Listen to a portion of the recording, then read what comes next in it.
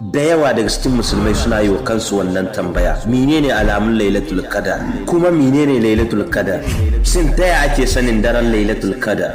Daren lailatul qadar dare ce da Allah yake karban dukkanin addu'o'i a cikinsa, sa'annan dare ne da aka saukar da alkur'ani a cikinsa, sa'annan daren da ya fi wata 1000 alkhairi.